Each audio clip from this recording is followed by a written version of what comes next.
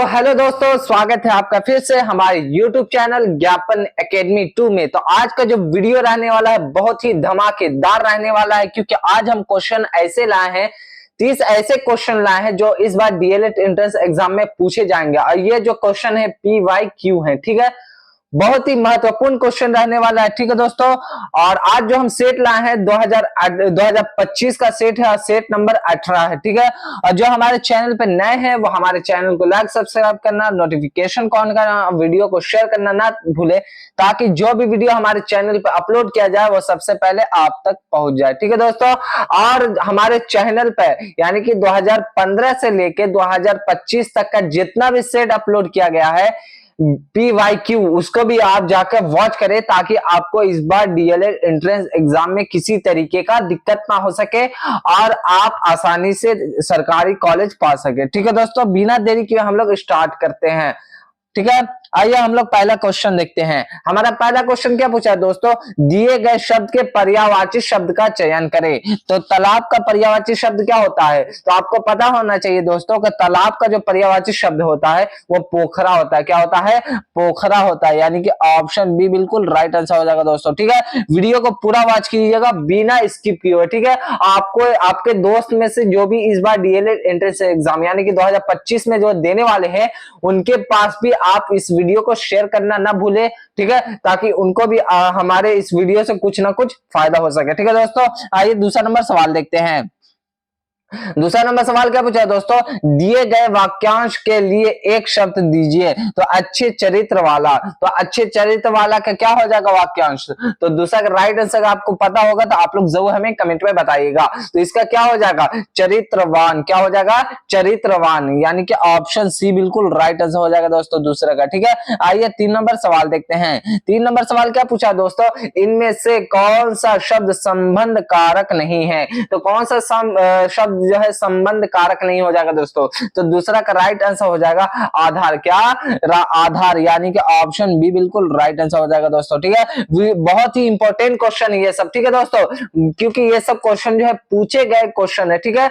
आइए और आगे हम लोग देखते हैं। 4 नंबर क्वेश्चन क्या पूछा दोस्तों, इनमें से कौन सा शब्द जो है समूहवाचक प्रत्यय नहीं है? तो कौन सा शब्द जो है समूहवाचक जो है प्रत्यय नहीं है? तो 4 का आंसर आपको पता होगा तो आप लोग जरूर हमें कमेंट पे बताइएगा। तो इसका राइट आंसर हो जाएगा प्रेम जो है समूहवाचक प्रत्यय नहीं है, यानी कि ऑप्शन डी बिल्कुल राइट आंसर हो जाएगा दोस्तों 4 का, ठीक है। आइए 5 नंबर सवाल देखते हैं। 5 नंबर सवाल क्या पूछा दोस्तों, तेली का बैल होना मुहावरे का अर्थ है। तो तेली का बैल होना मुहावरे का क्या अर्थ होता है? क्या बुरी तरह काम लगे रहना, क्या बुरी तरह काम लगे, क्या बुरी तरह कम लगे रहना, ठीक है। क्या तेली के साथ बैल बनना, ठीक है। क्या कम करने से बहाना करना, यानी कि ठीक है, या फिर मन लगाकर काम करना, ठीक है। तो इसका राइट आंसर हो जाएगा दोस्तों 5 के, यानी कि ऑप्शन है, यानी कि बुरी तरह काम लगे रहना, यानी कि बुरी तरह काम में लगे रहना। ऑप्शन ए बिल्कुल राइट आंसर हो जाएगा दोस्तों, ठीक है। कम हो गया लेकिन यहाँ पे काम हो जाएगा, ठीक है, ठीक है। आइए 6 नंबर सवाल देखते हैं। 6 नंबर सवाल क्या पूछा दोस्तों, हरास शब्द का सही विलोम शब्द है। तो हरास शब्द जो है उसका सही विलोम शब्द क्या हो जाएगा? तो इसका हो जाएगा विकास। क्या होता है? विकास होता है, यानी कि ऑप्शन सी बिल्कुल राइट आंसर हो जाएगा दोस्तों, ठीक है। आइए 7 नंबर सवाल देखते हैं। 7 नंबर सवाल क्या पूछा दोस्तों, शताब्दी शब्द उदाहरण है। तो शताब्दी शब्द उदाहरण क्या है? तो यह है द्विगु का है। क्या है? द्विगु का है, यानी कि ऑप्शन ए बिल्कुल राइट आंसर हो जाएगा दोस्तों, ठीक है। वीडियो को बिना स्किप किए पूरा वॉच कीजिएगा, क्योंकि हम आपके लिए बहुत ही मोस्ट इंपोर्टेंट क्वेश्चन जो है निकाल के लाए हैं, जो इस बार डीएलएड एंट्रेंस एग्जाम में यही सब क्वेश्चन आपको दिखने को मिलेंगे, ठीक है दोस्तों।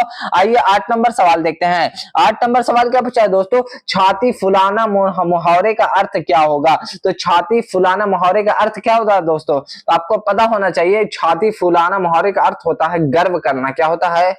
गर्व करना, यानी कि ऑप्शन बी बिल्कुल राइट आंसर हो जाएगा दोस्तों 8 का। ठीक है, आइए 9 नंबर सवाल देखते हैं। 9 नंबर सवाल क्या पूछा दोस्तों, जो मेहनत करेगा वह सफल होगा, किस सर्वनाम का उदाहरण है? तो किस सर्वनाम का उदाहरण है दोस्तों? तो 9 का राइट आंसर अगर आपको पता होगा तो आप लोग जरूर हमें कमेंट में बताइएगा। तो इसका राइट आंसर हो जाएगा संबंधवाचक सर्वनाम। क्या? जो मेहनत करेगा वह सफल होगा, यह हो जाएगा संबंधवाचक सर्वनाम, यानी कि ऑप्शन ए बिल्कुल राइट आंसर हो जाएगा दोस्तों 9 का। ठीक है, आइए 10 नंबर सवाल देखते हैं। 10 नंबर सवाल में क्या पूछा दोस्तों, सत्य शोधक समाज की स्थापना किसके द्वारा की गई थी? तो सत्य शोधक समाज की स्थापना किसके द्वारा की गई थी दोस्तों? तो 10 का राइट आंसर क्या हो जाएगा? तो ये बहुत ही रिपीटेड क्वेश्चन है, ये बहुत बार क्वेश्चन पूछा गया है दोस्तों 10 नंबर। तो इसका राइट आंसर हो जाएगा ज्योतिबा फुले। क्या? सत्य शोधक समाज की स्थापना जो की थी वो जो है ज्योतिबा फुले ने जो है की थी, यानी कि ऑप्शन सी बिल्कुल राइट आंसर हो जाएगा दोस्तों। ठीक है 10 का। आइए 11 नंबर सवाल देखते हैं। 11 नंबर सवाल क्या पूछा है दोस्तों, पुनः वेदों की ओर चलो यह नारा किसने दिया? तो पुनः वेदों की ओर चलो ये नारा किसने दिया था दोस्तों? तो आपको पता होना चाहिए कि ये नारा जो है दयानंद सरस्वती ने दिया था। किसने दिया था? तो दयानंद सरस्वती ने जो है पुनः वेदों की ओर चलो का यह नारा दिया था, यानी कि ऑप्शन ए बिल्कुल राइट आंसर हो जाएगा दोस्तों 11 का। ठीक है, आइए 12 नंबर सवाल देखते हैं। 12 नंबर सवाल क्या पूछा दोस्तों, हर्षवर्धन के समय में कौन भारत आया था? तो हर्षवर्धन के समय में कौन भारत आया था? कि इसका राइट आंसर हो जाएगा हेंग सॉन्ग ने। कौन? हेंग सॉन्ग जो थे वो हर्षवर्धन के समय में जो है भारत आए थे, यानी कि ऑप्शन बी बिल्कुल राइट आंसर हो जाएगा दोस्तों। ठीक है, आइए 13 नंबर सवाल देखते हैं। 13 नंबर सवाल क्या पूछा दोस्तों, महावीर स्वामी का जन्म कहां हुआ था दोस्तों? तो बहुत ही आसान सा सवाल है, तो इसका राइट आंसर अगर आपको पता होगा तो आप लोग जरूर हमें कमेंट पे बताइएगा। तो महावीर स्वामी का जन्म कहां हुआ था दोस्तों? यह हुआ था कुंड ग्राम में हुआ था। कहां हुआ था? कुंड ग्राम में जो है महावीर स्वामी का जन्म हुआ था, यानी कि ऑप्शन ए बिल्कुल राइट आंसर हो जाएगा दोस्तों। ठीक है 13 का।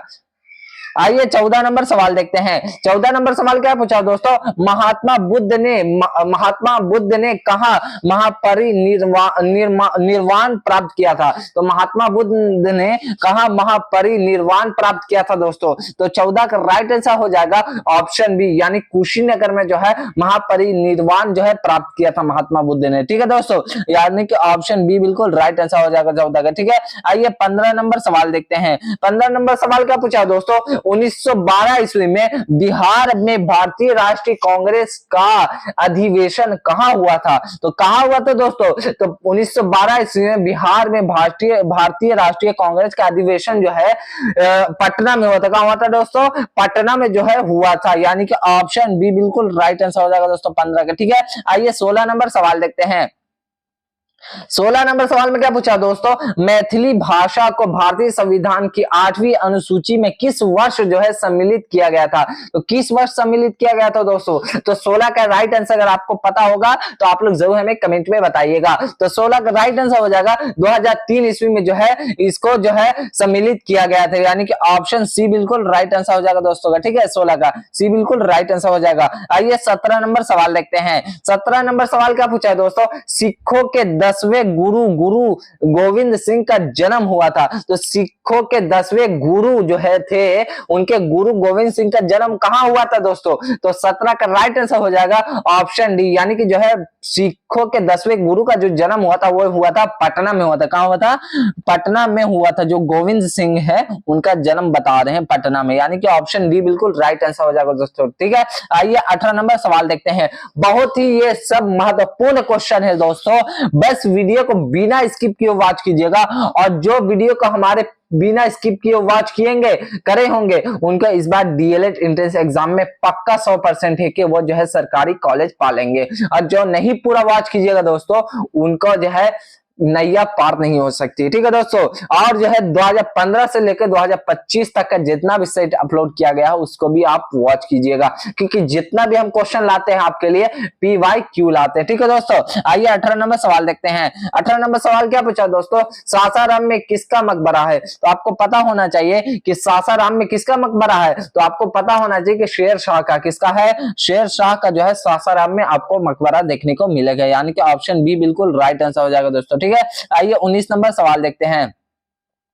19 नंबर सवाल क्या पूछा दोस्तों, विश्व मानवाधिकार दिवस है, तो विश्व मानवाधिकार दिवस कब है, तो 19 का राइट आंसर हो जाएगा 10 दिसंबर को। कब होता है, 10 दिसंबर को जो है विश्व मानवाधिकार दिवस होता है, यानी कि ऑप्शन डी बिल्कुल राइट आंसर हो जाएगा दोस्तों। ठीक है, आइए कि 20 नंबर सवाल देखते हैं। 20 नंबर सवाल क्या पूछा दोस्तों, सर्वप्रथम त्रिस्तरीय पंचायती राज किस राज्य में अपनाया गया था, तो किस राज्य में अपनाया गया था दोस्तों, तो 20 का राइट आंसर हो जाएगा राजस्थान में। कहा, राजस्थान में, यानी कि ऑप्शन डी बिल्कुल राइट आंसर हो जाएगा दोस्तों। ठीक है, आइए 21 नंबर सवाल देखते हैं। 21 नंबर सवाल क्या पूछा दोस्तों, अशोक के समय में कौन सी बौद्ध समिति हुई थी, तो अशोक के समय में कौन सी बौद्ध समिति हुई थी दोस्तों, तो आपको 12 कक्षा में यानी कि 12th में बताया गया होगा कि अशोक के समय में कौन सी बौद्ध समिति हुई थी, तो हुई थी तीसरी। कौन सी हुई थी, तीसरी बौद्ध समिति हुई थी, यानी कि ऑप्शन सी बिल्कुल राइट आंसर हो जाएगा दोस्तों। ठीक है,